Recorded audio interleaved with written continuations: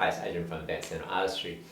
A few weeks ago, I gave a lecture to dentists as a key opinion leader with digital dentistry, and as you're all aware, technology is moving so quickly. It is hard to keep up as a dentist or as a patient to what's the current technology when it comes to cosmetic dentistry. There are four things that are kind of coming out that is actually really important. One is that we are trying to make the whole procedure in all types of dentistry much more comfortable for the patient and much more predictable. And this is actually going digital. In cosmetic dentistry, one of the most important things is scanning.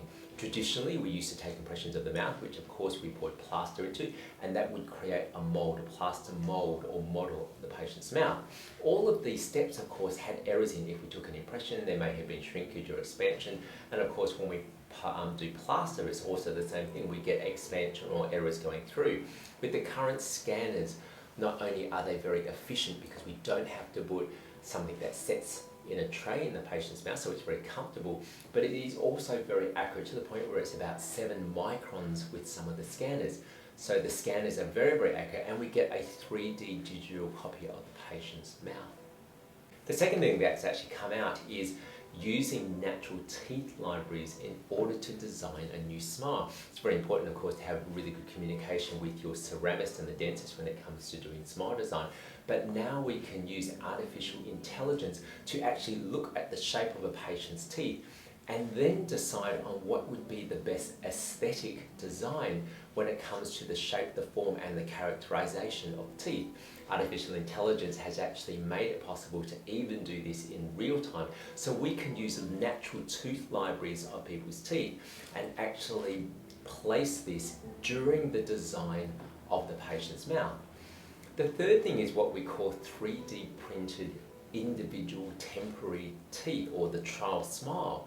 So instead of having the trial smile as one piece, it is possible now to use 3D printed technology in order to actually make individual teeth. And what this allows us to do is get a much more realistic design, and it also allows the patient to be able to keep their gums much cleaner and healthier than the traditional way of having a trial smile.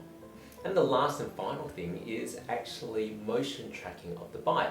And although we don't talk about bite very much when it comes to cosmetics because we're really concentrating on the most beautiful smile, bite is extremely important when it comes to function. And if the bite is not correct, we can be putting porcelain under undue load and stress. And what will happen, of course, is chipping and breaking of the porcelain over a long period of time. We can now actually use our intraoral scanner to actually do dynamic tracking of a patient's bite.